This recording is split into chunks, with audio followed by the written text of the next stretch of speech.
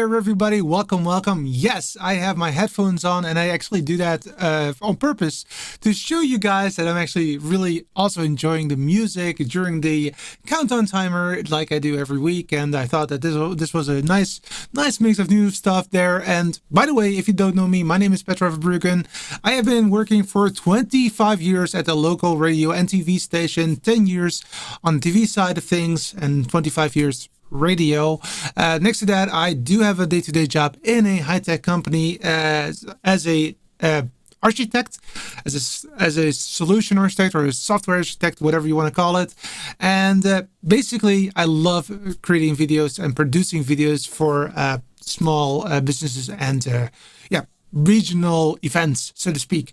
I see a lot of people are here, and welcome everybody to you. It is a fantastic time of the year. As you can see, I'm already making a little bit more of a Christmas decoration this time around. I think it's cool to go this route. Now, I do know that for the people that are from the Netherlands, that this is not okay because of Sinterklaas, obviously. However, I have a lot of American-speaking people as well, so I think it's kind of okay for now.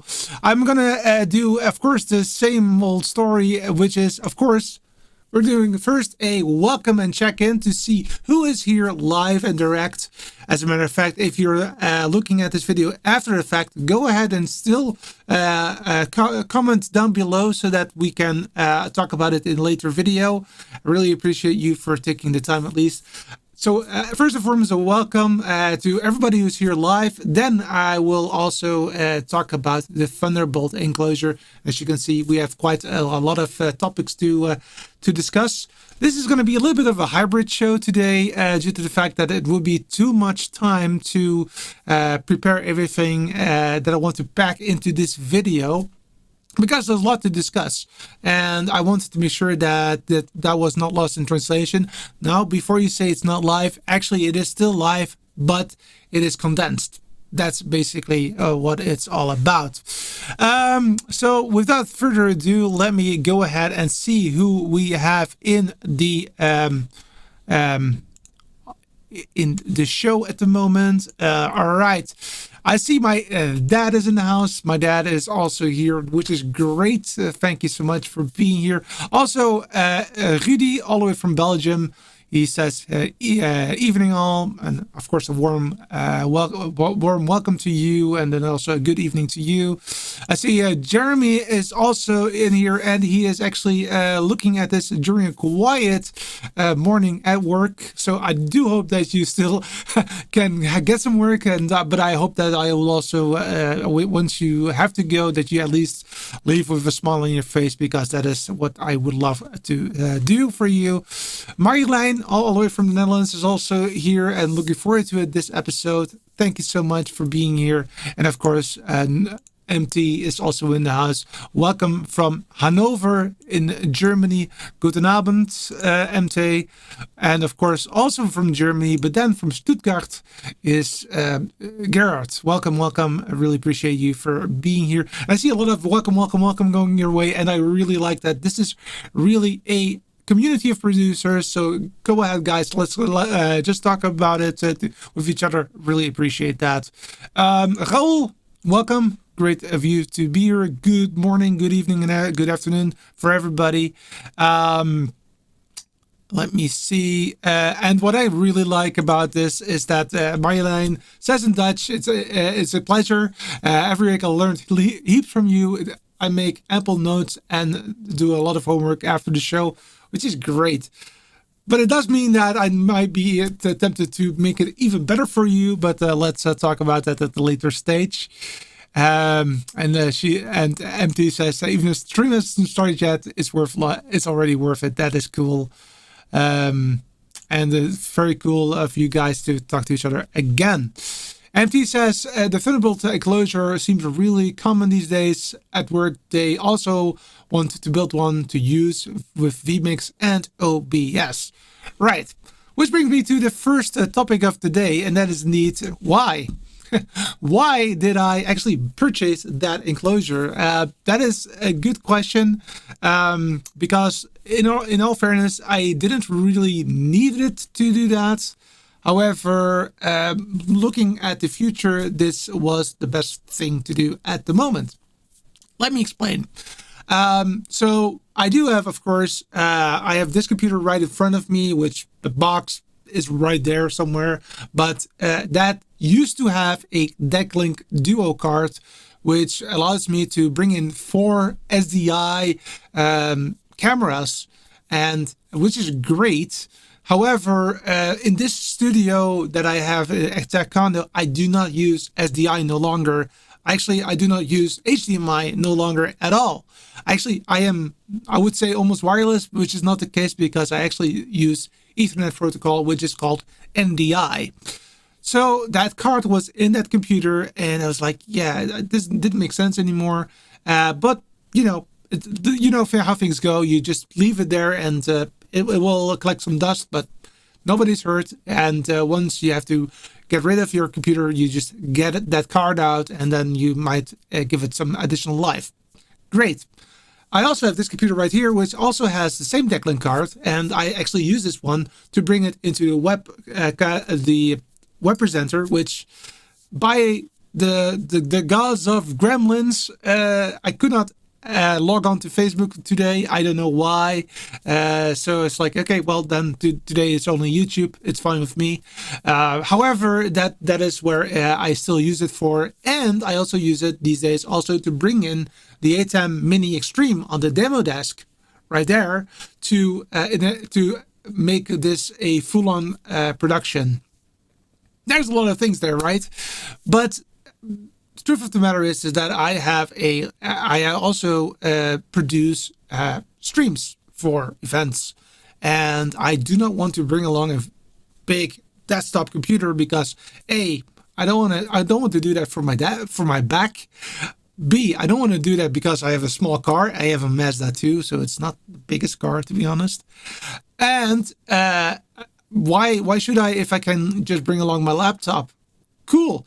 So that's what I did until now. I actually brought my laptop with me, and I actually had 2 capture cards with it, but those are all USB dongles, and it's all iffy, right?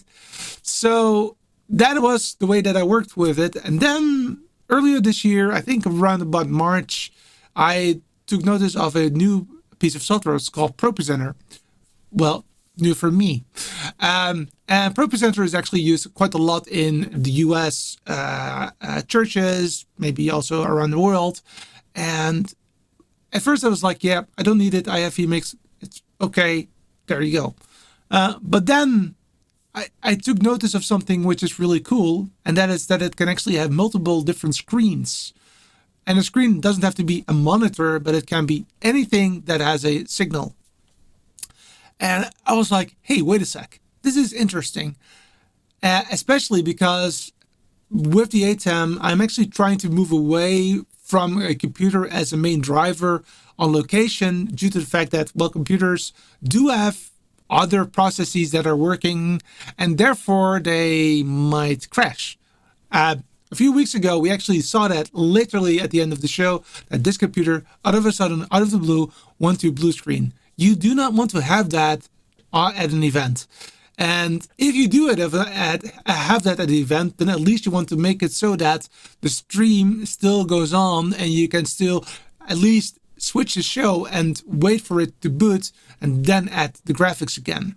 So that is the reason why I wanted to put the vMix computer or something up this stream so that I can actually incorporate that in my production. So that is where it started, and I was like, oh, I need to buy a Ultra Studio from Blackmagic.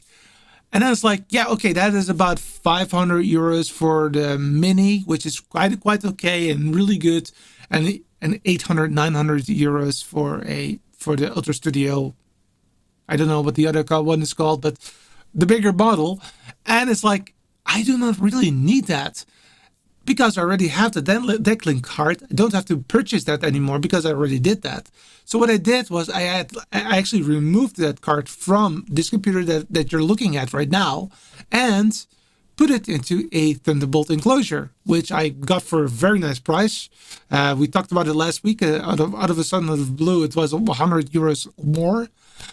So I was really happy that for, let's say, 60% of the Ultra Studio Mini, I could actually already do the same thing and more. And that is where it's really shining. So it doesn't only do the Ultra Studio thing, it can do more than that. And that's where I want to talk to you today. So this is a Swiss Army knife for your production, and I really mean that. As a matter of fact, when I bought this Thunderbolt enclosure, I didn't have to wait, luckily, because there were already 25 in back order, and 20 of them went to one production studio. That does give you some perspective, right? 20 of them went to a production studio, most likely because of the new Apple laptop, MacBook Pro, I don't know.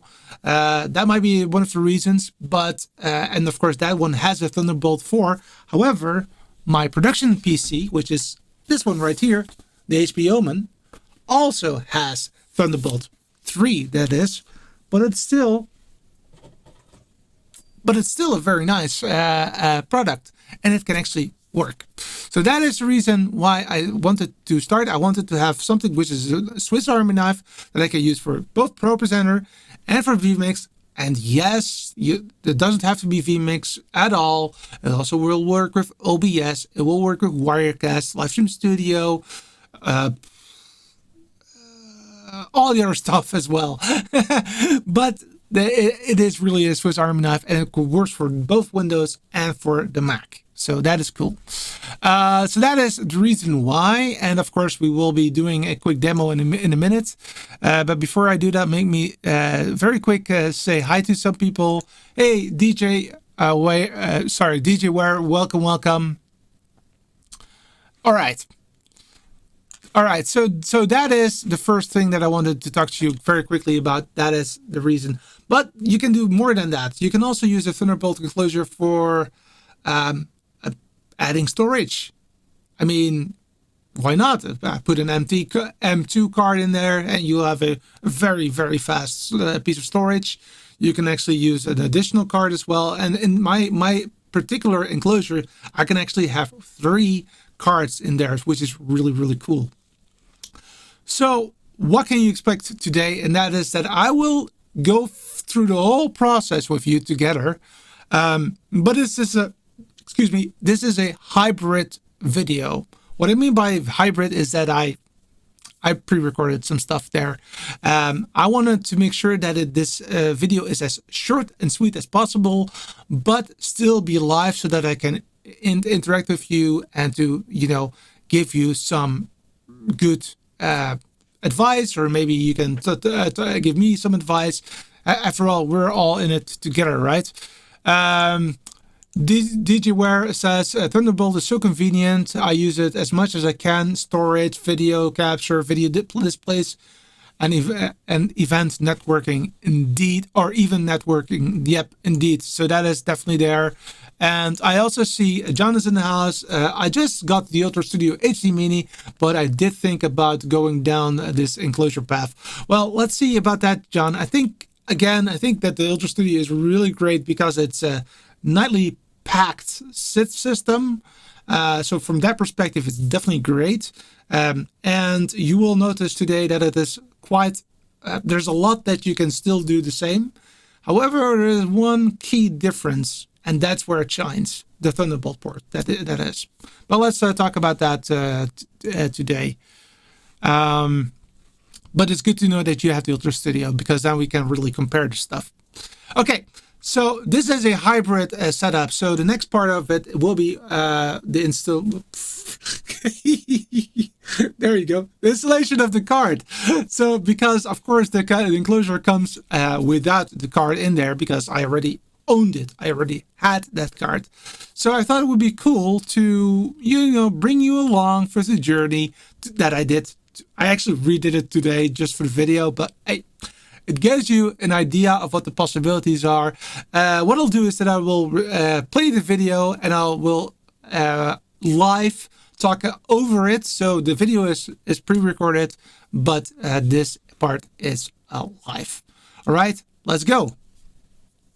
All right, so here you have the enclosure. As you can see, it's quite a big enclosure, and that's because I can actually add 3 cards in there. As you can see at the back, you see that there are 3 empty spots apart from the lowest one. That is a Thunderbolt interface, and opening it up cannot be easier than this. It's really just a matter of a Phillips screw, which I will now do as a matter of fact.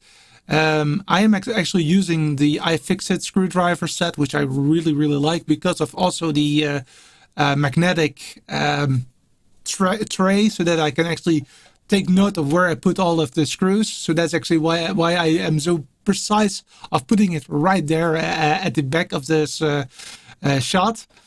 And so it's 4 screws to remove the whole enclosure. But there's one additional screw that I need to unscrew before I can actually put in the card. So let's go ahead and remove the lid. So that's like this. So there you go. So the only thing is that you have a bottom plate, and I will show you the inside in a minute. So here you have a big fan. We love fans over here, especially if they're quiet. And there you see 3 empty slots and 1 below, which is the Thunderbolt card, which you definitely need. Otherwise, you don't have the possibility to, get the interface going. So now I'm unscrewing the I don't know how to call it, that plate there, to make sure that I can then add the Decklink card. The Decklink card is a Decklink Duo card, which has 5 SDI connectors. However, one of them is the sync, which I do not use for my production, but you still have 4 SDI inputs, but they can also act as outputs. And that is the beauty of this card. This is, again, a Swiss Army knife, which is also the reason why I actually love it, because it can be in and out. The HDMI version cannot do the same. That is, unfortunately, we figured that out somewhere else. So it's literally the SDI that is that flexible. So that's also the reason why I want to keep it SDI. So I'm now adding the lid again, and make sure it's tightened. And now I am, of course, adding the screws again, like I did before. And basically, that is all there is. It is really that easy. This video that I just showed you is in real time, and it took me 3 minutes and 36 seconds to complete the installation of the card. It's literally that fast. And that is also roughly the end of this pre-recorded part of the show. And of course, we will have multiple other pre-recorded parts, but I just wanted to make sure that you see how that looks. And ta-da! there you go. So now we're back to the live part. I hope that you like that. It was quite nice to do it that way. I actually had to try it 2 times before just to make sure that it was nice and fast, but this was in real time. There was no speeding up and that kind of stuff. Here to record, or John says, I keep meaning to label the SDI ports since I always forget which is which. Definitely the case. That is so true. And I actually removed a small sticker just for the sake of it. But I do have a sticker which has an X, which is of course the cross reference A1, A2, A3, and A4, so that you know exactly which one it is. I used to have a sticker on top of the sync one, so I can actually see, because it's a little bit more dirty than the other four. But of course, ideally, I would love to have it, yeah, basically just removed totally and very easy to know.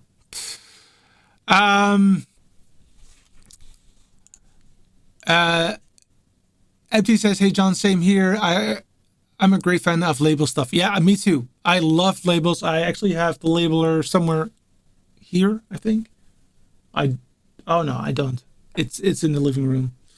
Yeah. So indeed, I do label a lot. Actually, I label everything these days, just for the sake of it. And indeed, this is the way that I added it to the mix. Now that we have the card installed, of course, we want to go into the first use case. The first use case is actually to create a key and a fill for the ATEM Mini or the ATEM Mini Extreme. And that looks roughly like, well, this. So on the bottom, you see the HP Omen laptop that I'm using with a Thunderbolt 3 port that has an enclosure. That's the orange box is the enclosure with in there the Decklink Duo 2 version 2, very important. And as you can see, we have a key and we have a fill. And I purposely added the logo of ProPresenter in two different ways, is to explain to you what the difference is between a key and a fill. Basically, a key shows what area you want to see and what area you don't want to see. So if it's white, you want to see it.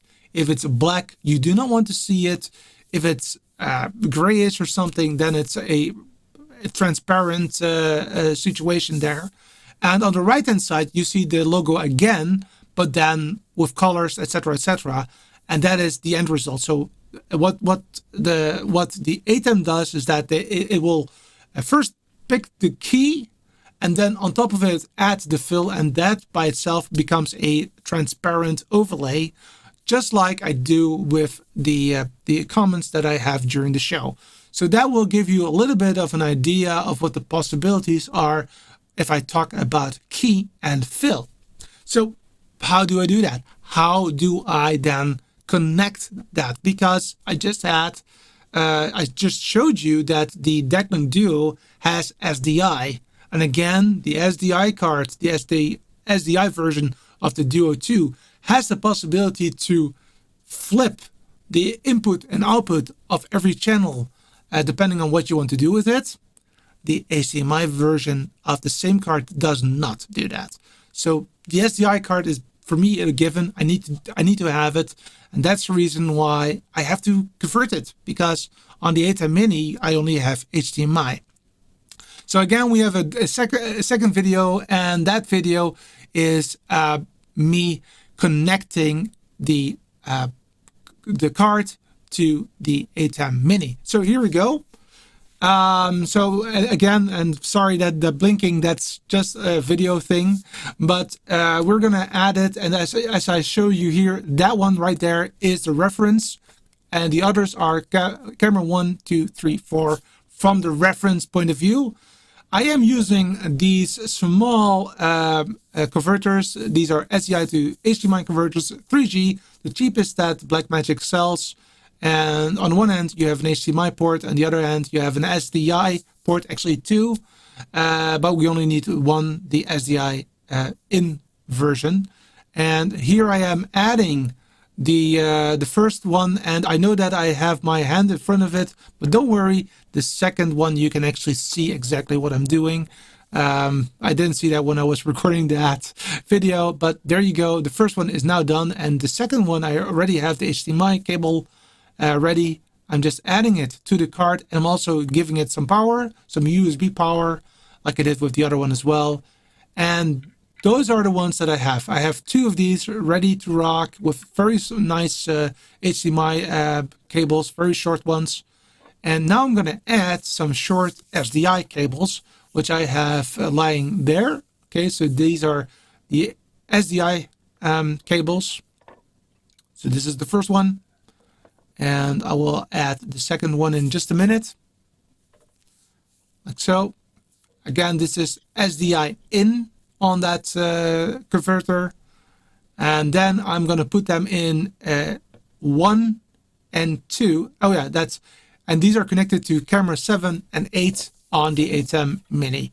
So in a minute you will see a multi-view, and far below on the left hand side you will then see camera 7 and 8. So now they're connected. However, you also need to have something to connect it to the computer, and that is of course a Thunderbolt cable. So here you've got the Thunderbolt cable that came with the enclosure. It's a Thunderbolt 3 cable, so that's the first one right there, and the second one will go into my Omen, which is off camera. And next to that, there's a big AC adapter, because by itself the Thunderbolt does not have enough power to provide power to the whole product. So that's the reason why I need to get that big AC adapter as well. It does switch on when you switch on the computer. So that is the way that it works. So you will not hear the fan kicking in or something. Only if you switch on the computer, you will then hear the fan noise on that product go up. It's not very loud, but it's definitely noticeable. So I would not put it very close to my microphone. That doesn't make sense to me. However, on a bigger side of things, it does. So yeah, so that is the part of adding it to the laptop. And of course, you do need to do some preparations, because like I said, this product can do two things. Unlike the Ultra Studio, this one can be either a output device, outputting towards a server to the ATEM, for example. It can actually output also to other stuff. We will cross that bridge later. But it can also become an input. But you do need to tell the card what you want to do. And the way that you do that is two things. You need to open up the Blackmagic Video application. But before I do that, I actually came to notice, and I'm not sure if it's really something that is needed, but for some reason I had some strange issues in the past. But if I do this step every time I do any changes on the system, then it always works. So I'm not certain if the following is something that you really need to do, but that is the following. On the top down area, you have a Thunderbolt application within Windows, and you do need to give it access rights to use that Thunderbolt port. Otherwise, it will not work. So I actually have to change this every time I change a setting on the Thunderbolt part. I don't know if this is something that is specific to me or something, but that is something that's awkward. But it always works.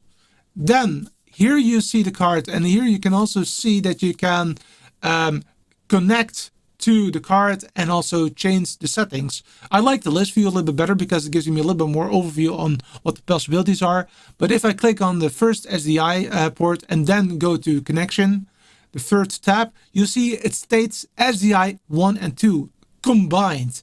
That is extremely important that those two are combined because of the key and fill that we want to achieve. That is the reason why it will work in a minute. That is where the really shines the product. So let's go ahead and open ProPresenter, and let's talk about ProPresenter. ProPresenter, the way that it works is quite nice, and the way that I'm envisioning it to work is in a very specific way. The first thing that I want to show you in a minute is that you can use ProPresenter to show a slide deck that will just change every few seconds and goes back to the previous one. You can, however, also use it for lower thirds, but you can also use it to provide lyrics or any other graphics on local screens. And that is where the ProPresenter really shines towards other products. So what I want to do is the following.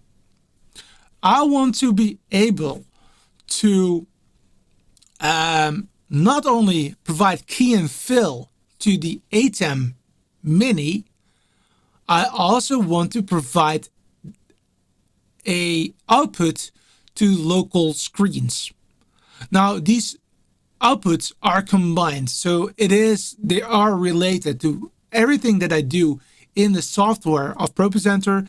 It will reflect both at the same time the key and fill that you see on this screen, but also the screens that are local to the venue. So what I want to do is that on the ATEM Mini, I will show you full screen graphics whenever I want to have full screen graphics.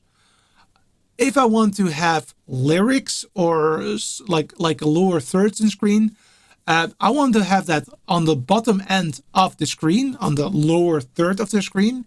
However, in the venue, I want to have it mid-center and huge on the displays so that people can actually use it and read it. So it becomes, if that is where this setup shines compared to, for example, a Ultra Studio, because I can literally do not only key and fill, but I can also have that additional, not one, but two different setups. So I can actually use two different screens. And I almost forgot, I can actually also add an additional screen, which is the stage screen. And what the stage screen is more aimed towards the presenter so that he or she knows how long that he or she still has for that presentation part. So this is a product that is created mostly towards churches, but you can definitely also use it for big events like corporate presentations, like presentations during conferences. This is really something that I'm very heavily invested in, though I will not really go in too much depth in this video, but definitely early next year we will go very far in this area with how you can change it so that you can see full screen in the venue and only lower thirds on the stream. That kind of stuff I will definitely talk to you later next year. All right. Okay, so we just started ProPresenter and now we're going to go back to ProPresenter, and this is what it looks like. So on the top hand side, you can see that we have a nice setup with all kinds of different situations. However, on the right hand side, you see that we have an audience and a stage screen. These screens you can actually configure in the software by going into the screen menu and then hit configure screens. Now I see on the audience side of things, I have the audience screen and I also have a live stream screen as well. So that's where you can do the difference between a lower third and mid of the screen. However, now I want to focus on the alpha channel or the key and the fill, and that is where I need to have this alpha key right there enabled, and that can work only if SDI 1 and 2 were both selected in the Blackmagic application. And if I then click on, for example, welcome, then it will start on the right hand side. You'll see welcome popping up, and this is a rotating start of the venue, for example. And so you will see it on camera 7. You will see the full-on picture, and on the camera 8, it's totally white. Like I said, white means this is going to overrule everything else. I am using the media player to show a background there, so that is those yellow, those blue lines. But if I switch something here, for example, that you'll see it there on the program. But if I remove the backdrop, which I did right now, you see the media player coming in, and that is the power of this key and fill. So you can do whatever you like. And yes, also transparency is working. So if you click on this one, for example, you can actually see that transparency is enabled. And you note that on camera 8, it's a little bit more gray. So that is very, very, very cool. Isn't that cool? I love it. This is so great. So that makes it so handy to do a lot of things because basically you do not need to worry anymore about downstream keyers and upstream keyers, that kind of stuff. You just have to switch it on one time. You just have to enable it one time on your ATEM and you just leave it up. Because if you don't want to have anything, you just remove everything from the screen and you can just have your normal program. So just add DSK1 on your ATEM. It's also possible on your ATEM Mini even, and you don't have to touch it anymore, which is fantastic in my opinion. Roland was relating to the power supply. The power supply is so big because it can also power a graphics card. That's right. That is handy because then you have HDMI right and you can generate the key in ProPresenter. That is definitely also the case, Roland. Thanks for that.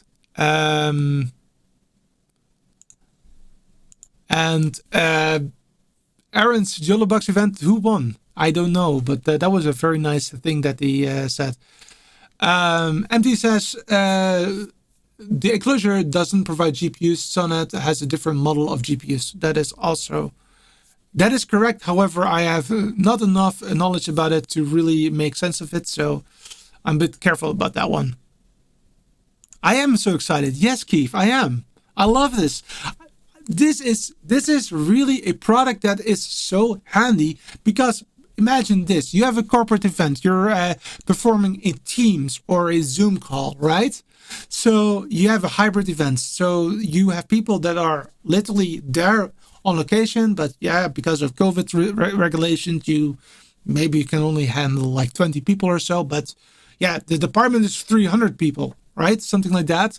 Well, then you can have a hybrid event where you can still have your presenter presenting locally. You can still push graphics on the screen that is local, but you can also add different style graphics, the same graphic, but in a different style to the stream. And above that, you can just give somebody you can do the ProPresenter thing, and it's literally just clicking the boxes that you saw, and that is enough to show it, which is really, really awesome in my opinion. Raul says, instead of the enclosure, can you use an extra ATEM Mini to do that? Yes and no. The yes part is related to full screen. The no part, and also yes if you have preloaded your graphics, but it is not as flexible as the way that I am doing it right now. So there are some possibilities there, but I think that you are more working on the technology than literally having the flexibility. That being said, of course, that also with that situation, only if you really have everything ironed out up front, you can do that, because you can put everything in your media player. However, if there's anything that is changed throughout the day, and these days things happen and there are changes, then I would want to have a computer with me so that I can quickly change it or modify it. All right. So that was that part. I hope that you liked it. Then, before I do that, I want to go to the next use case. But before I do that, let me check if there are some notifications. Thank you so much for the $5, Keith. Thank you so much. Very cool moment to see you dive into this. Glad I made it late, but still can be part of it. Thank you, Keith. Really appreciate it. All right. So let me move back to my book. So we did an install of the cards. Now we also use it for playout. That's also what we do. But the same the same card can actually be used differently. And that is by using it for vMix. Again, you do need to tell the card what you want to do with it. So that is the reason why, well, we have to go back to the Blackmagic application right here, and we need to change something. I already did that, but I will show you what the end result is that here you see only SDI 1 and not SDI 1 and 2. Here you see SDI 3, and of course the other one is SDI 2, and it's a little bit awkward that the numbering is a little bit off, but I don't know why, but it works. So that is what you need to do to make it work in vMix, and literally that is all you needed to do. You don't have to restart the system, you don't have to do anything. You can just go ahead and go into vMix and use it.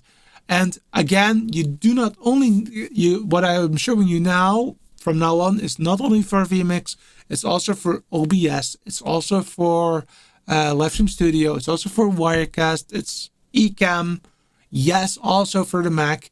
So I am showing it to you on a Windows machine. However, again, like I said at this very start, I actually purposely purchased this enclosure because I can use it for both my Windows laptop and my the future 2B MacBook Pro. So what I did next was that I removed everything. I switched off the ATEM, and now I modified the setup a little bit, and I added 2 PTZ cameras just because these are the cameras that I have that are SDI, and I didn't want to add HDMI complexity there. I just wanted to show you that you can actually see multiple cards coming into vMix.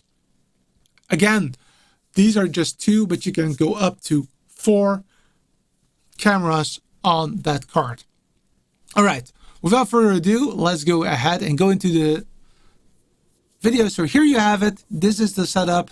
You can also barely hear the fan noise, I think, and indeed they are connected to the SDI. So let's go ahead into vMix and show you what it looks like.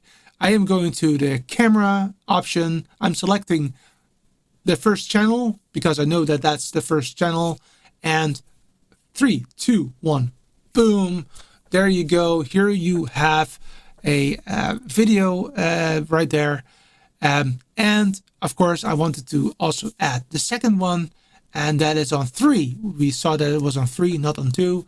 So I'm just adding that one, and in a few seconds, boom, right there, you have the second one as well. And it's also, yep, you can switch between the 2, you can make sure it's ready, and of course you can then move it to the production. And basically, that is how easy it is to also use this with vMix. That's it. That's how easy it is. Again, what I like about this product is that it is a Swiss Army knife. I showed you how you can use it to output your graphics towards the ATEM with key and fill. I also showed you, I didn't show you, but I told you that you can also use the second 2, because you have 4 of them, the SDI 3 and SDI 4, you can actually also use for showing either the stage screen or an audience screen, which is a little different than the one that I'm using as key and fill. Next to that, I showed you that if you switch a little bit around, you can also use it for vMix as a input for cameras. So it is, from that perspective, a Swiss Army knife. It's also a Swiss Army knife, like rightly said by Roland and by MT, etc. You can use it for storage, you can use it for special GPU cards. So you do have more value to this, more flexibility to this than, for example, something else. It is expensive. I paid 350 euros for it. And of course the card, which was even more than that. However, the card I already had. And indeed, if I would choose between Ultra Studio and this one, now with the lower addition of pricing, I definitely would always take the same one. However, if this is totally new, yeah, maybe you want to also check the Ultra Studio, because I can imagine that you do not need to add those two screens, or you don't need the functionality of bringing in cameras. I do, I really do, and I also think it's very beneficial for not only events, because you can also use it for local gigs like concerts or events, etc. So it's a plethora of different options that you have. Thank you so much for €5, Marjolein. Thank you so much. Small contribution towards your MacBook Pro. Thank you so much, Marjolein. I'm looking forward to the thing. Thank you so much. All right, so that is what I had in store for you today with regard to this topic. So let's go back to this slide. I showed you this particular setup. You can use it for key and fill, and not one but two different screens also. So that is the flexibility that you have right there.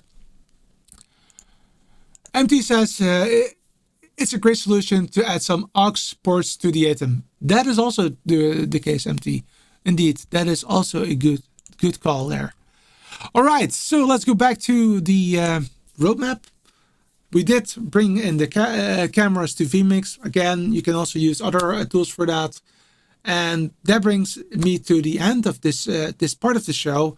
And that means that I'm going to talk to you about what is next. And what is next is, well, basically, next week, we're going to talk about the new MacBook Pro. That's right. I already used it a little bit, and it's a great product. But I did want to at least have some time with it before I talk about it. I think that it's going to be mostly related to editing, not so much to streaming. However, I can tell you that the MacBook Pro, but also the MacBook Pro 13-inch, and also the Mac Mini are also quite well in streaming, which is, for the Mac, I would state a first, because until now you really needed to have a beefed up iMac or a MacBook Pro to make that happen. But I will be more focused towards editing, and actually all of today's edits have been done on the machine to understand it, to also talk about it next week. So that's going to be what we're going to talk about next week. Also, yeah, next week is of course December. As you can see, I'm already a little bit in Christmas spirit.